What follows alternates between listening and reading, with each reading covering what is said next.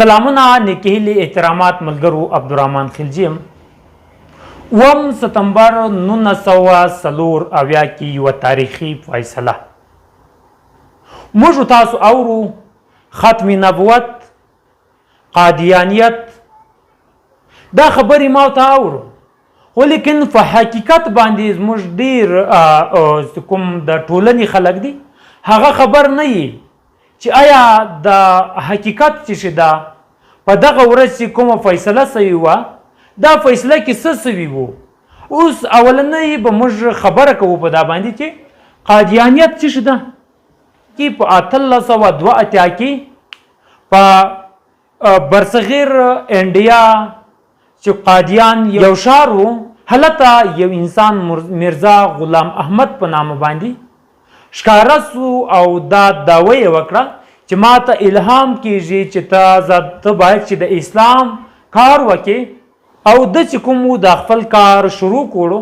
بیا داسې وشو چې په 23 مارچ 1809 کې مرزا غلام احمد د قادیانیت په نامه باندې دا بنیاد یې کښېښول او دا دعوه یې وکړه چې زه د الله رب العزت نبی یم. په دغه ورځ باندې تقریبا 40 کسانو د بیعت وکړو. دا له وخت سره سره په ډیره دنیا کې د دنیا په مختلفو حصو کې دارنګه انسانان پیدا کېدل د نبوت دعوې به کولې. بیا به څنګه سو بیا به مسلمانانو هغه له مخه وباسل. خو لیکن په دلته چې کله دا دعوه په برصغیر کې دوی وکړه د دغو شا چې کومه وه هغه ډېر مضبوطه وه.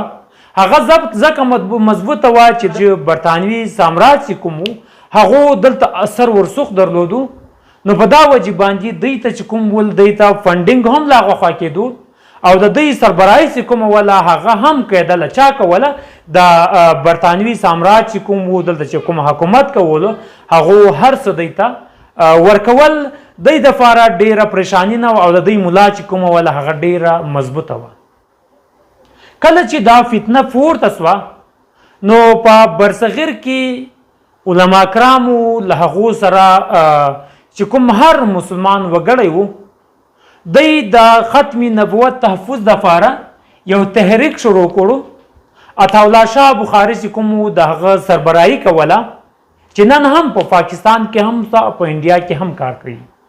کله چې په 1940 کې پاکستان آزاد سو نو بیا دا اوسو د وخت علما کرامو د هر مسلمان وګړي دا خواهش و چې اوس د قادیاني فتنه چې کوم ده باید چې په دغه په خلاف باندې مضبوطه یو کیس یعنی قرارداد په قانوني طریقه باندې په قومي اسمبلی کې راوړل سي او په دغه قانوني چې کوم حیثیت ده په قانوني طور باندې دا څنګه رسي دا کافر ډکلیر سي. وقتاً فوقتاً چې کوم د ختم نبوت تحفظ دپاره د قادیانیت فتنې د ختمولو دپاره چې کوم ول هغه قراردادونه پیښېدل په پاکستان کې قومي اسمبلی کې اخري قرارداد مولانا احمد شاه نوراني پیش کړو. هغه دغه ورځ وه چې 9 ستمبر 1904 و. په دغه وخت کې وزیر اعظم ذوالفقار علي بوټو او له ده سره اپوزیشن لیډر چې کوم و د علما کرامو چې کوم سربراهي کوله هغه مفتي محمود صاحب و. دا کیس دا قرارداد چې کوم په دغه باندې دلایل د دواړو طرفه د قادیانیانو له طرفه او د مسلمانانو له طرفه دلایل چې کوم هغه پیش کړل سو. بعد کې د دغه مسلې حل دپاره د قرارداد دپاره ووټینګ وسو چې ووټ به کیږي.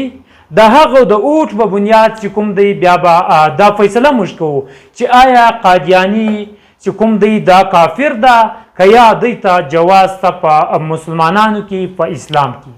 دا چې کله په قومي اسمبلی کې په دغه ورځ باندې چې کله ووټینګ وسو د تقریبا د مسلمانانو د ختم نبوت په حق کې 103 ووټه چې کوم وو هغه واچول سول او د قادیانیانو یا د قادیانیت په حق کې چې کوم وو هغه 0 ووټ یعنی یو ووټ هم دوی نه کواسله. کله چې دا فیصله وسوه د ختم نبوت په حق کې 103 ووټه رالو دلته دا واضح برتري ختم نبوت ته حاصله سوه تقریبا په دغه 9 سپتمبر په ماښام په 9 بجې باندې دا فیصله چې کوم دا هغه سینټ ته لاړه. په سینټ کې بیا په دغه باندې بحث و مباحثې بعد بیا ووټینګ وسو. په هغه ووټینګ کې هم دته یو ووټ هم قادیانیانو ته نه سو حاصله او دوی چې کوم ول مسلمانان د یعنی د ختم نبوت په حق کې ډېر ووټونه چې کوم ول هغه حاصل سو. هلته هم دا فیصله وسوله. دا فیصله وسوه د دغه رزلټ دا معلومه سوه د قومي اسمبلی او سینټ څخه چې قادیانیان چې کوم دي هغه کافر دي، یعنی دوی نان مسلم دي. اوس مسله چې را روان ده که قادیانیان نان مسلم دي، آیا دلته خو هندو هم نان مسلم ده، دلته عیسائی هم نان مسلم ده، نور مختلفه چې کوم دلته مذهبونه دي هغه غیر مسلم دي. د دوی دپاره مسله چې شي ده باید چې دا خو سوال دا دی چې دی نان مسلم سو خو ټیک دی. که چېرې اوس د دغه لیګل سټیټس ته که موږ وګورو، قانوني حیثیت ته چې موږ وګورو، مسله په کوم ځای کې را روان ده؟ مسله دا را روان ده چې د پاکستان قانون چې کوم و دوی نان مسلم کړو، خو لیکن دوی نن هم دا فیصله نه مني چې موږ غیر مسلم یو. نو چې غیر مسلم دوی دا نه مني، دوی څنګه کوي؟ دوی د پاکستان قانون نه مني، دوی د پاکستان قانون په خلاف باندې چې کوم دي یعنی د هغو خلاف ورزي کوي. اوس څه کول پکار دي؟ که یو سړی دا ووایي چې قادیانیت خو ټیک دی، کافر سوی، نن سبا موږ وینو دی به جماعت نه جوړوي، دی به اذان نه کوي، مختلفه داسې شیان دي په دوی باندې پابندي ده. ولې پابندي ده؟ کافر سوی. مسله دغه ده که چېرې قانوني حیثیت دوی دا ومني، که دوی ومني چې موږ مسلمانان یو، نو دوی د پاکستان د قانون خلاف ورزي کوي، دوی له ځان سره مسلمان نسي لیکلی. او که دوی ووایي چې زه نان مسلم یم، بیا د ده دپاره هر څه شته. لکه هندو چې خپل مطلب لکه هندو چې خپل عبادت کوي، د عبادت کولی سي. لکه هندو چې په قومي اسمبلی کې د اقلیت سیټان لري، دته به اقلیت سیټان ورکول کیږي. لکه نور غیر مسلم چې کوم دی هغه هر چې کوم حق دی هغه به دوی ته خامخا ورکول کیږي. او دا شی ولیکل سو که دوی ځان دا وکړي کلیر کړي چې واقعي موږ نان مسلم یو، موږ غیر مسلم یو، زموږ دا مذهب ده، زموږ دا نبی ده، بیا د دوی خپل کار ده، د په دوی باندې څوک کار نه لري. اوس مسله دغه پیښه ده چې ته نوم د اسلام استعمالوي، ته نوم د مسلمان استعمالوي، او هلته چې کوم دی کارونه ته د اسلام په خلاف کوي او د قرآن په خلاف هم ته لګیایې، د حدیث په خلاف هم ته کارونه کوي، او له دا سره سره چې کوم دی ته د پاکستان د قانون خلاف هم کارونه کوي.